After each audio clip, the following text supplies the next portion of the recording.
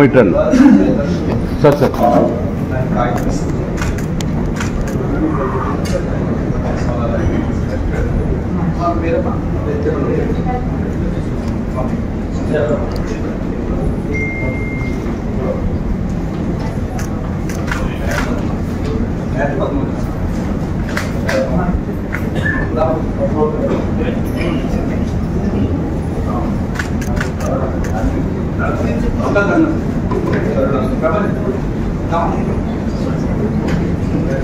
Sir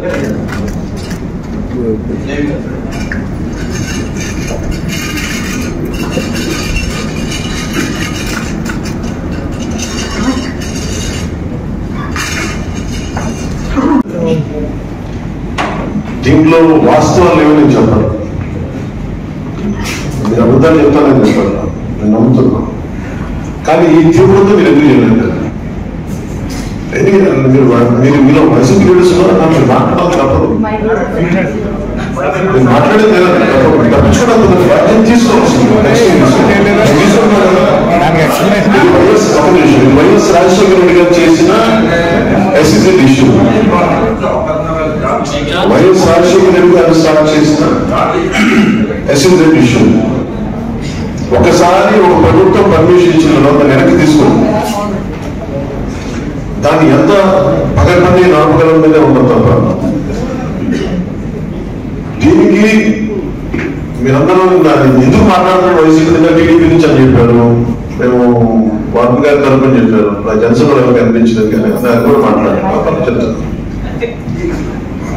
నాకు జనసేన గురించి కూడా మాట్లాడు. ప్రీవియస్ రెజీమ్ ఒక నిమిషం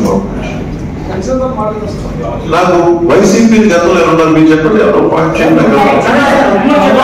కోత గురవుతుంది ల్యాండ్, దానికి మనం అది వాడలేదు. అక్కడ 3.5 ఎకరం దాకా ఉంది సార్ మనకి ల్యాండ్. దాంట్లో 10 ఎకరం ఏదైనా వేరే ఫెసిలిటీస్ వాడతాం. 3 acres మనం 10 గ్రౌండ్ కింద సార్ ప్రకారం మనం ఇమీడియట్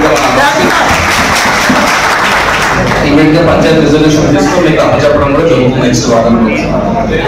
సార్ నా రిక్వెస్ట్ ఆనరబుల్ డిప్యూటీ సీఎం గారు kindly address closing remarks. Thank you.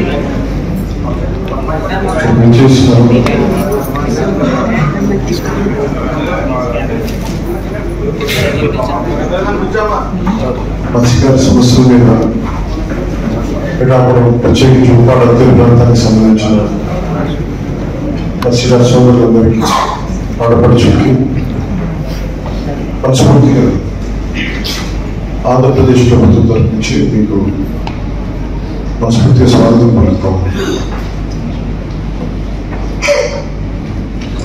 చాలా విభిన్నమైన అభిప్రాయం తీసుకున్నాం.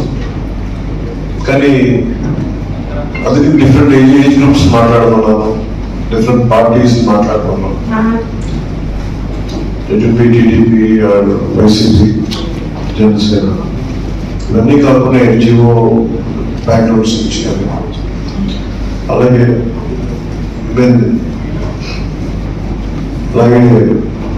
అన్ని గ్రామాల నుంచి. బట్ మూలాన్ని సమస్య ఒకటే ఉంది. నేను మీరు అతను చెప్పింది అర్థం చేసుకుంటే మొట్టమొదట ఉప్పాడ తీర ప్రాంతం కోతకపోయింది. మన పిఠాపురంకి నేను వచ్చినప్పుడు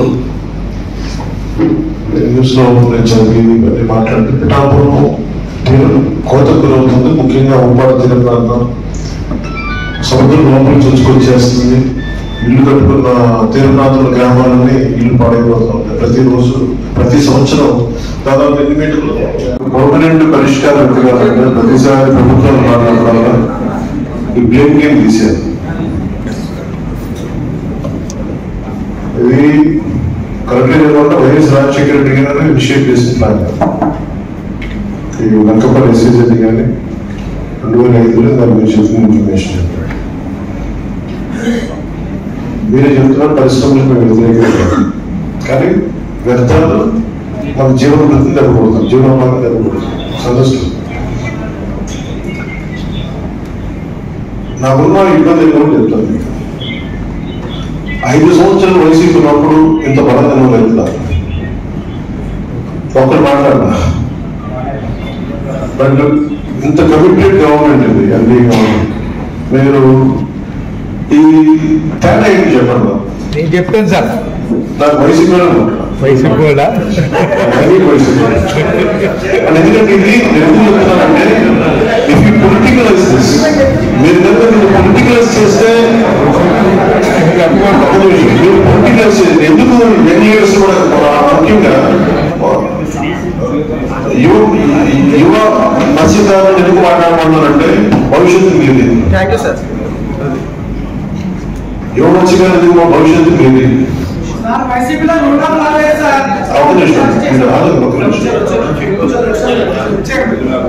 యువ మత్స్యకారులది మీది భవిష్యత్తు, మీకోసం మీ పెద్దలంతా తప్పని పడతా ఉన్నారు.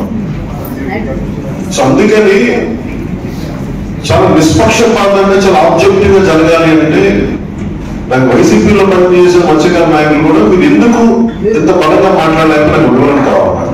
దాన్ని మీరు కమ్ టు సొల్యూషన్. ఇక్కడ ఉంటుందన్న ఉద్దేశంతో ప్రతి విలేజ్ నుంచి కొంతమంది నాయకుల్ని మనం ఎవరైతే మాట్లాడామో మనం వాళ్ళని కూడా పిలుచుకొని ఈరోజు ఈ మీటింగ్ ఆర్గనైజ్ చేయడం జరిగింది. నెక్స్ట్ ఒక హాఫ్ అన్ అవర్ లో ఒక్కొక్క మైక్ అందిస్తారండి. ఎవరైతే మాట్లాడాలనుకుంటున్నారో వాళ్ళు చేస్తే మైక్ మీ దగ్గరకు వస్తుంది. సో దయచేసి మీరు చెప్పాలనుకుంటే క్లుప్తంగా అండ్ ఆల్రెడీ ముందు చెప్పిన వాళ్ళు మళ్ళీ రిపీట్ చేయకుండా కొత్త పాయింట్ ఏదైనా అడిగేదంటే దయచేసి అడిగితే కొంత సమయపరం మళ్ళీ మనకి పబ్లిక్ మీటింగ్ ఉంది కాబట్టి కొంత చెప్పినట్టు రిపీట్ చేయకుండా ఏవైతే అడగాలనుకుంటే అవి క్లుప్తంగా అడిగితే మనం క్విక్గా మనం ఆయన దృష్టికి తీసుకెళ్ళడానికి అవకాశం. Thank you. మీరు ఏమైనా మాట్లాడుతూ రేస్ చేయాలి. కారణాలు వాళ్ళ సూచనలు వాళ్ళ ప్రాబ్లమ్స్ అనేవి వినడం జరిగింది. అన్ని గ్రామాల నుంచి మనకి మాట్లాడడం జరిగింది. సో దీంట్లో కొన్ని గ్రామాల వల్ల ఇంకా మాట్లాడాల్సిన ఉన్నా సార్ నేను వాళ్ళ నుంచి రికగ్నైజ్ తీసుకుంటాను.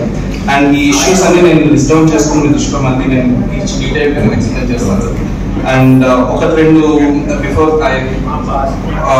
సార్ ఈ ఫిషింగ్ హార్బర్ గురించి ఐ అండర్స్టాండ్ చాలా మంది డిజైన్ లో ఇష్యూస్ ఉన్నాయని చెప్పి మీ దృష్టికి తీసుకురావడం. ఇన్ఫాక్ట్ మీకు లాస్ట్ టైం నేను డిస్కస్ చేసిన తర్వాత మామూలు మినిస్టర్ ఫర్ ఇండస్ట్రీస్ మన బీసీ జవహర్ రెడ్డి గారు చేశారు సార్. ఆయన వచ్చిన తర్వాత మళ్ళీ ఒక 2 టీమ్స్ వచ్చి ఇప్పుడు ఐఐటి చెన్నైకి మన డిజైన్స్ పంపించి ఆ డిజైన్ కరెక్షన్ కి మనం మినిస్టర్ గారి లెవెల్లో ఒక మీటింగ్ కూడా చేస్తాం సార్ జనార్దన్ రెడ్డి గారి లెవెల్లో. అండ్ ఆ రోజు డైరెక్షన్స్ ప్రకారం కూడా ఈ అడిషనల్ గా ఏదైతే ఖర్చు పెట్టాలని ప్రామిస్ తీసుకొని వాళ్ళు ఐఐటి చెన్నై దగ్గర కంప్లీట్ రీడిజైనింగ్ పని జరుగుతాం. So we can promise that ఈ రీడిజైనింగ్ చేయించి ఏదైతే తప్పులు జరిగా ఫిషింగ్ హార్బర్ అది సార్ డైరెక్షన్స్ ప్రకారం దాన్ని మళ్ళీ కన్స్ట్రక్ట్ చేయించే బాధ్యత ఆల్రెడీ మ్యారిటైమ్ బోర్డు తీసుకోవడం జరిగింది. అది కరెక్షన్స్ మీ త్వరలోనే మనం శాంక్షన్స్ కూడా తెప్పించుకుంటాం.